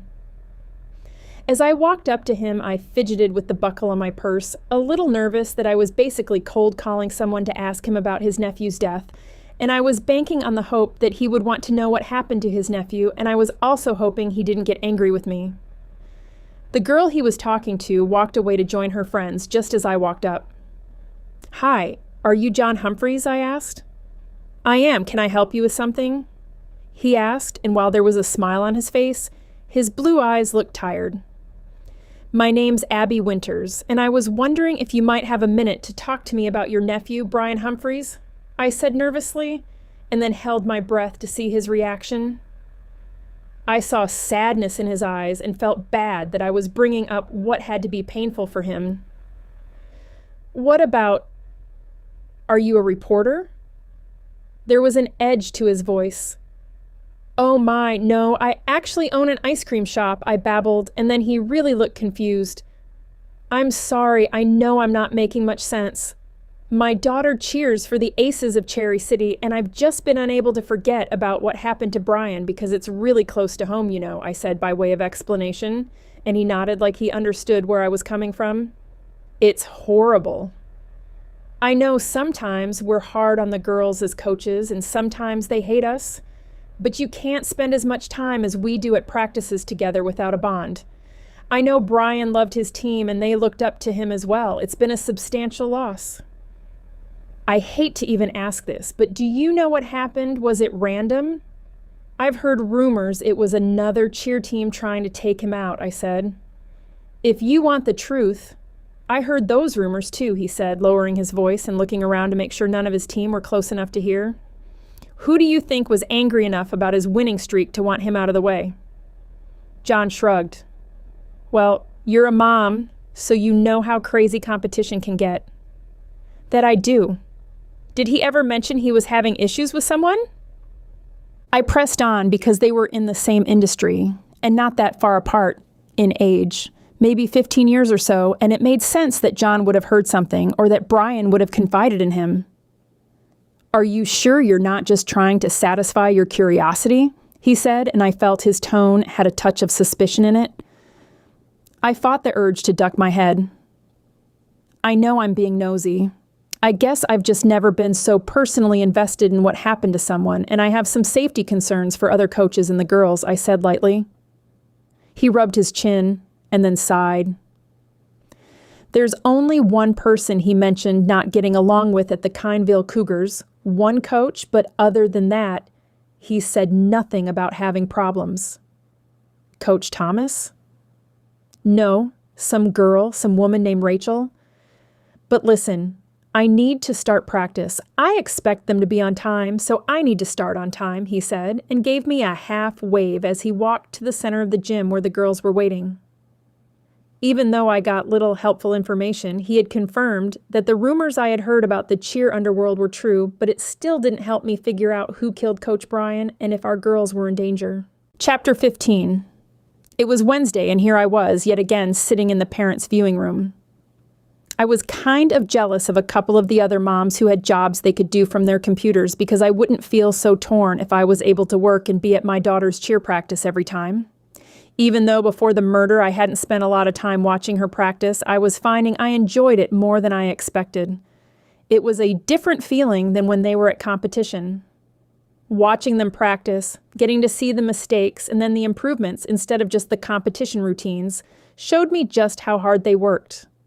Ashley had wanted to get to practice early so she and a couple of her teammates could hang out, as if they didn't have 3 hours of practice together already. She had rolled her eyes when I questioned her needing to go early, saying that at practice there was no time to just chill. Even though I teased her about it, I didn't mind it because I also wanted to get to practice a bit early and talk to Coach Becky. Since John hadn't been that forthcoming except for saying Brian had an issue with a Kineville coach named Rachel, which I had heard already from Charlene, I thought I would ask Becky if she had heard anything. Cheer was a small world, and the coaches had their own network. I thought she might give me some insight.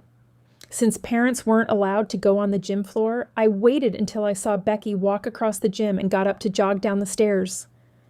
I hung my head out the side door, calling her name. She walked over and I stepped outside the door, closing it so the moms wouldn't hear me, but also not totally breaking the rules by walking farther out to meet her.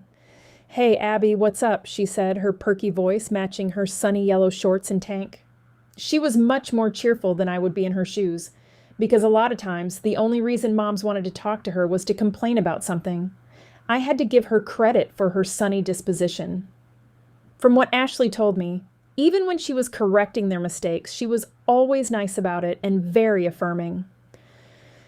I'm sorry to bother you. I know you're super busy, but I just wondered, have you heard anything about Coach Brian's murder?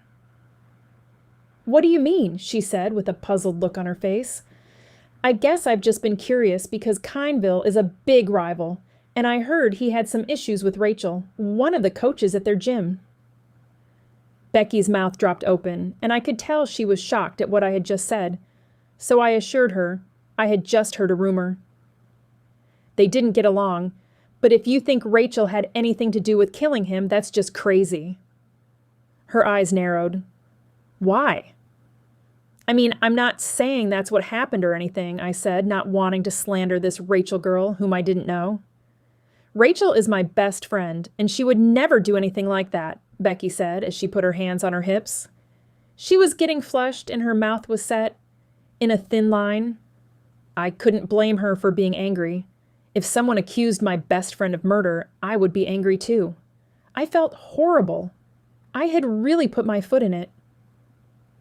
I didn't mean to imply anything. It was just a rumor. Well, it definitely wasn't Rachel, and I don't know who did it. Brian wasn't very well liked, so it could be anybody, she said hotly. Now that was interesting. Thomas had not mentioned Brian not being well liked, and it sounded like they had been friends, though Thomas had also given me the impression that he thought he would take over Brian's teams, and that apparently didn't happen. Why wasn't he well liked? He was just very arrogant and thought he was the best coach that ever lived. While he had quite a winning streak, he wasn't nice to the girls. I know he always acted like he was too good for the rest of the coaches. I could see how that would make someone not very likable, but I found it odd I was just hearing of this. What about Coach Thomas over there? Do you know him? Becky rolled her eyes at that one. He's even worse than Brian was. He pretends to be this great guy, but he's very hard on the girls too, a lot of negative reinforcement, which, as you know, is not my philosophy at all. Why do they keep him on staff then? Because after Brian, he is the winningest coach they have. So even though the girls don't like him, the parents don't like him, the other coaches don't like him, he brings home wins, and that's what they find important over there. Then why didn't he get to take over Brian's teams? Becky shrugged. Not sure. Though I know Rachel lobbied hard to take over. She felt she was ready to move up and must have made a good case. That was a lot to ponder, I thought. Glad I had the chance to talk to Becky. Hey, I know practice is starting soon. Thanks for talking to me. Becky nodded and headed back out to the gym floor, and I went back to the parents' viewing room. What was that all about? Rhonda said. A few questions about Ashley's tumbling, I said, not wanting to get into it. Can I ask you a question? Sure, she said. When Detective Barrett was here and showed us a picture of the cheer bow, you had a reaction. Why? I don't think I had a reaction, at least not one out of the ordinary when we were being questioned by the police. I didn't really think Detective Barrett had been questioning us. Is that why he talked to you later, because of your reaction? She gasped and reeled back in her seat. No, she said and looked down at the floor. What's going on, Rhonda? Is everything okay? I said. At my comment, she put her face in her hands, and I could see her shoulders shake. Rhonda, what's wrong? Now I was worried. She lifted her head, and her eyes were brimming with tears. I did something so stupid. What? I wanted to transfer Beth to the Kineville Cougars team, and when Coach Brian said she wasn't ready, I sent him a nasty letter. That's why the police talked to me. It shocked me she had wanted to move Beth to a different team, but that wasn't the main point here. Did you threaten him? I hated asking, but couldn't think of another reason the cops would care. No. Well, not specifically. I just said he had better think twice before saying no, or he would regret it, but it was an empty threat. I was just angry. I'm sure the police understand that, though I wasn't really so sure. They obviously thought enough of it to question her. I hope so. Beth was furious at me for even approaching him. I'm sure you have been able to tell we haven't been getting along lately. I had, but I also knew that she was awfully hard on Beth too. Making your daughter practice when she was sick would make any child angry. She will come around and realize you were just trying to do what you thought was right. Thank you, Abby, Rhonda said, dabbing at her eyes with the tissue. She turned back to watch the team practice, essentially shutting down any further conversation.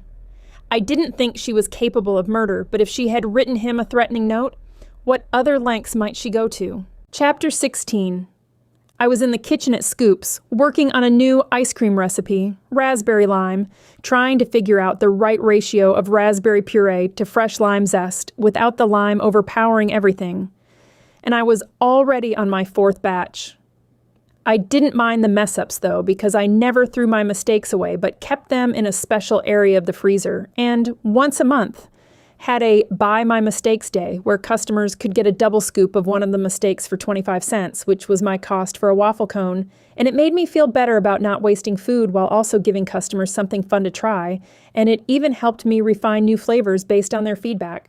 I heard my phone buzzing on my desk, so I wiped my hands off and went to see who was calling. "Hi, Diane," I said, dropping into my office chair. "Hey, Abby, you will not believe what I just heard." That made me sit up straighter. What? The new coach for the Kineville Cougars was left a threatening note on her car.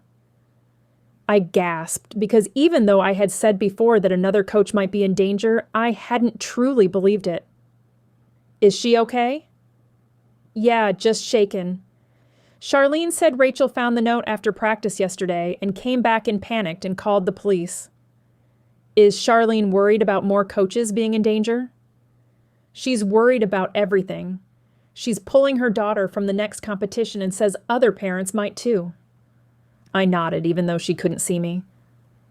"I don't blame her." "Me neither. I have a showing. Just wanted to tell you." "Thanks, I appreciate it." We hung up and I sat there for a moment, trying to process how quickly things were escalating. I fired off a quick text to Detective Barrett, telling him I had some information, and within minutes he called me back. "That was fast," I said. "You caught me at a good time." "Then you should come by Scoops. I need a taste tester for a new raspberry lime ice cream," I said, immediately realizing it sounded a little like flirting. "That sounds like a perfect afternoon treat. I'll be there in 30 minutes. After we hung up, I rushed to the bathroom to fix my hair and freshen up my lipstick, knowing my usual kitchen attire of jeans and a t-shirt would have to do. I prepared 3 variations of the ice cream and then popped my head out to the front. "Veronica, if a Detective Barrett comes in, can you send him back?" She raised an eyebrow but nodded. I went back to the kitchen and started cleaning up when I heard footsteps and looked up to see him standing there, those warm brown eyes catching mine. "So what's the news?" he said with a grin. "The new Kineville coach has been threatened." He nodded. "I know." "How did you hear?" "The gossip mill," I said with a shrug. "Do you think Rachel is in danger?" "We take all threats seriously." "Are you trying to do my job, Abby?" he added, his tone tightening. "No, just concerned." "Then let me handle it," he said firmly before softening slightly. "Now, how about that ice cream?" I led him to the table and handed him 3 samples. "Pick your favorite. Your choice decides the final flavor." "That's a lot of pressure," he joked. I watched nervously as he tasted each one, taking his time. Finally, he nodded. "The second one." "That's my favorite too," I said, relieved. I held out my hand, and when he shook it, a spark ran through me that I hadn't expected. "Then we have good taste," he said with a smile. "I like you." My face flushed, unsure what kind of like he meant. Before I could respond, his phone rang. He stepped away, spoke briefly, then turned back. "I have to go." "The case?" "Another one," he said. "But the ice cream is a winner." "If it's not, I'm blaming you," I said, pointing at him. He laughed and left. And as the door closed behind him, I realized my mind was no longer spinning about the murder, but about him. Chapter 17. I fired off a quick text to Becky, telling her what I had heard about Rachel because I wanted to see if I could get more information about the note that had been left on Rachel's car, since whoever left that note was probably the same person who had killed Coach Brian.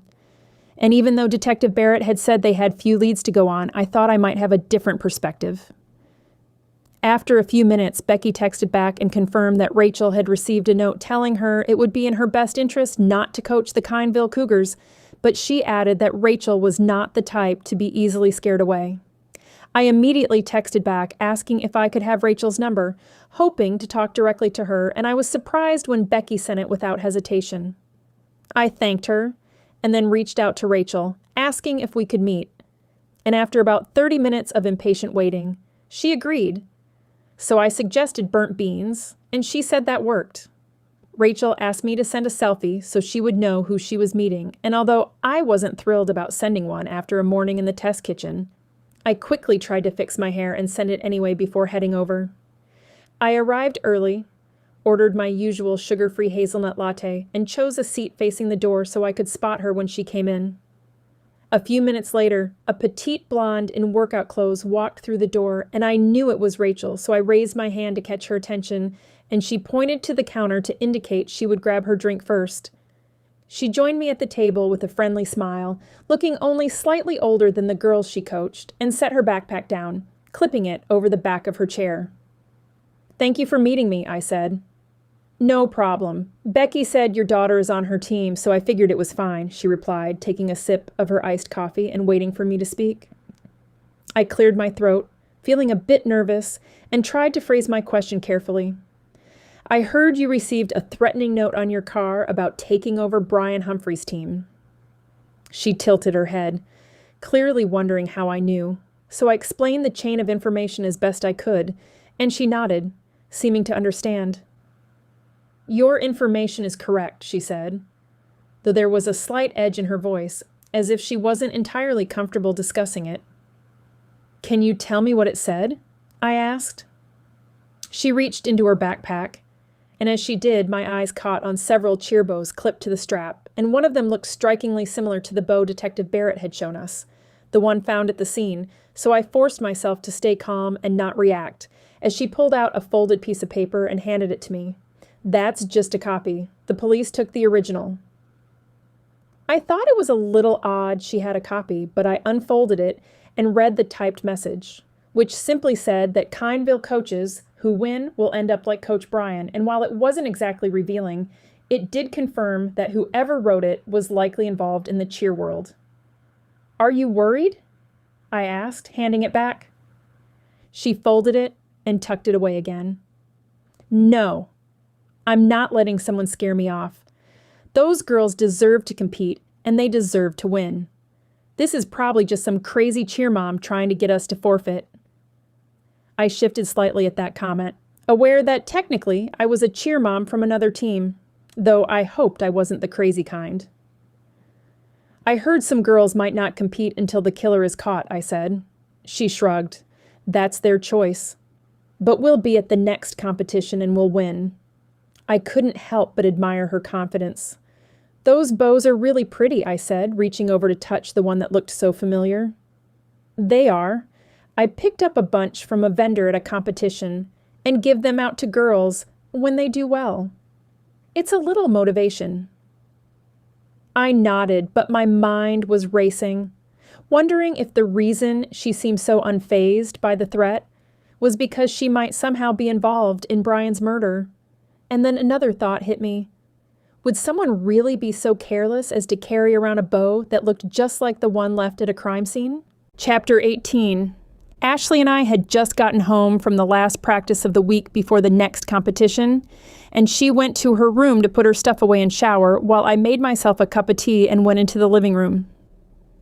"Ashley, honey," I called up the stairs, "let me know when you're out of the shower and I'll make you a snack before bed." "Okay, Mom." I took a seat on the couch, tucking my feet under me, holding my tea, and enjoying the warmth of the cup, even though it wasn't cold in the house. There was something soothing about hot drinks, and while physically I didn't need soothing, mentally I could use all the help I could get right now.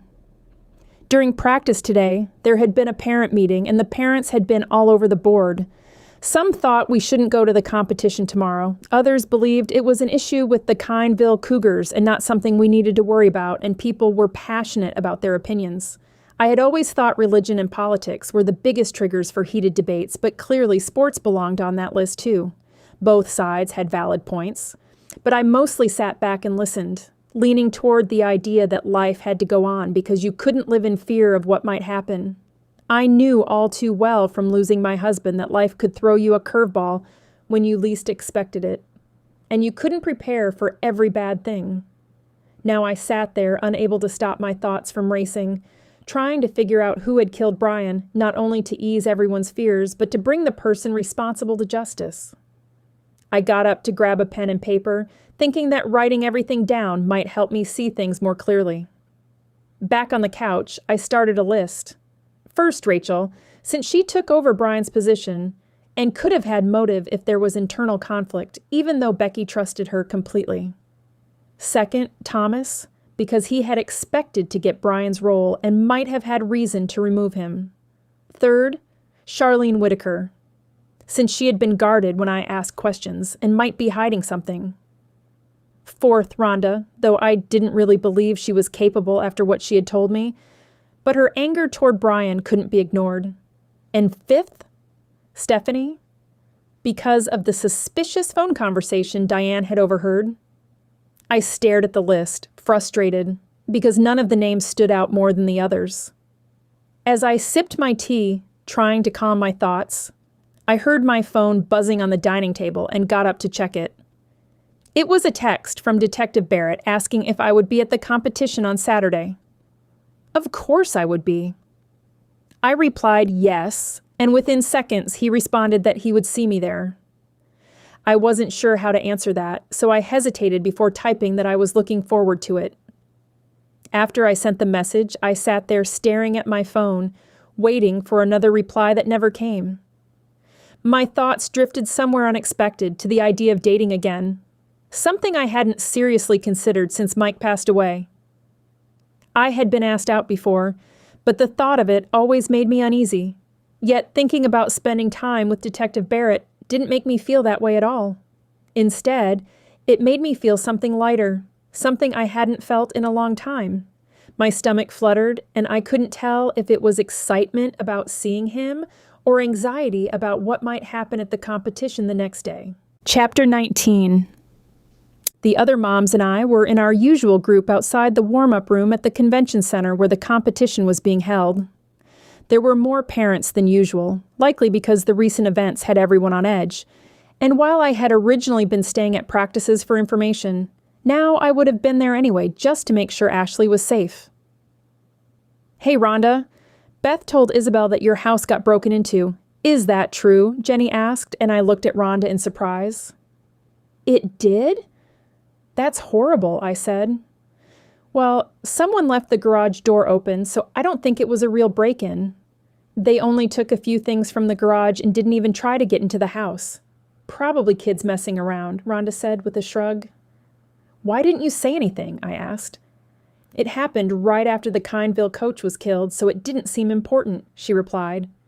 "What did they take?" Stephanie asked. "Just some of Bill's old stuff. Things he thought were antiques, including some items from his father's military days.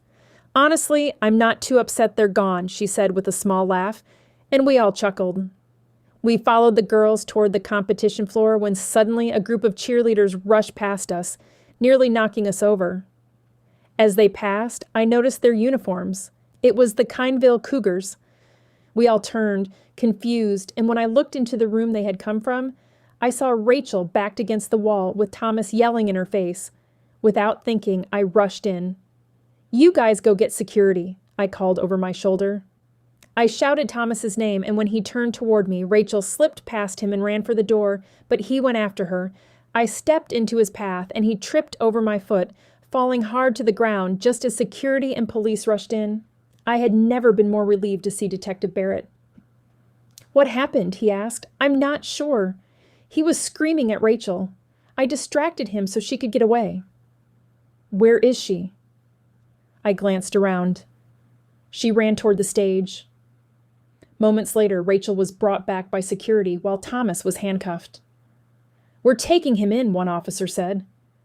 "Do you think he killed Brian?" I asked. "Too early to say," Barrett replied. "We need to question him."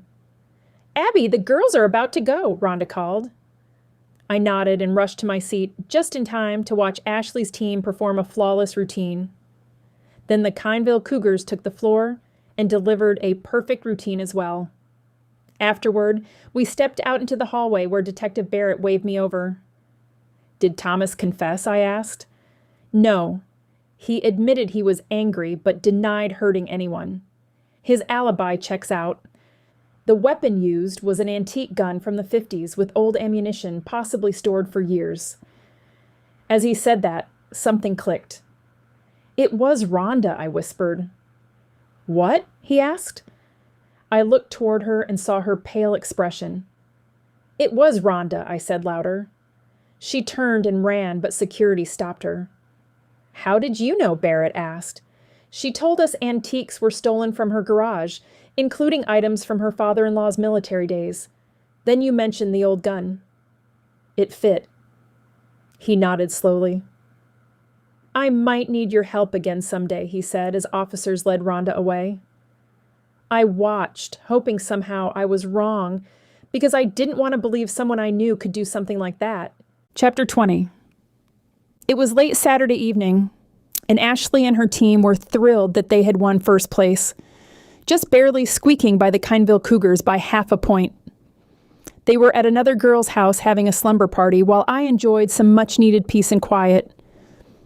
Not only was it nice to be in the quiet of my own home after the loud competition arena, but I also needed some solitude to process that one of our team's cheer moms, someone I knew, had murdered a rival coach. And for what? First place. My phone rang and I saw it was Detective Barrett. I grabbed it quickly, hoping for news that maybe Rhonda was innocent. "What did she say?" I asked, skipping any greeting. "She admitted it, but you need to keep this to yourself for now. It will be public soon enough," he said. "I understand." "Did she say why?" "She said she had contacted Brian about her daughter transferring to the Kineville Cougars, and he laughed at her and said her daughter wasn't good enough. She sent him that threatening letter you know about, hoping to pressure him, and when it didn't work, she became so angry that she followed him on the road, flashed her lights to get him to pull over, and then shot him." I felt my stomach drop. "What about the cheer bow? Was she trying to frame Rachel?" "No, she didn't even realize she dropped it. She had bought it for Beth and had it in her pocket. It must have fallen out when she confronted him." I sat there stunned, barely able to process that someone I knew had done something so horrific. "What will happen to her?" "That's up to the district attorney," he said. "And Thomas? The threats? Rachel?" Thomas admitted he made that up. He wanted to scare off other coaches so he could take the position himself. "Wow," was all I could manage. "The good news is we have the killer in custody, and now I might have time to stop by your shop again," he added. "I would like that, Detective Barrett." "Call me Anthony," he said, and warmth spread through me. "Okay, Anthony. I would like that too." The next week, I sat in the parents' viewing area with Diane, Jenny, and Stephanie. Rhonda's absence hung heavily over us, and no one wanted to be the first to acknowledge it. "The girls did amazing on Saturday," Stephanie said, and we all agreed. "I really thought they might not win, but they pulled it off," Jenny added, and then silence settled again. "Why do you think she did it?" Jenny finally asked. "I think she just snapped. It goes to show you never really know someone," I said. "Do you think Beth will stay on the team?" "Her husband is moving them to Nebraska," Stephanie said. I nodded, then turned to her. "Stephanie, can I ask you something? I heard you were on the phone saying Brian was taken care of. Were you trying to move teams too?" She blinked in confusion, then burst out laughing. "Brian is my mechanic. I fired him. You thought I meant the coach?" We all laughed, and the tension finally broke. Even though everything that had happened was tragic, I focused on Ashley practicing below and the thought of Anthony stopping by for ice cream. Maybe it was time to add his favorite flavor to the permanent menu. The end. You have just listened to Rivalry Gone Wrong, a Cheer Mom's Cozy Mystery. Book 1. Written and narrated by Lena Turner.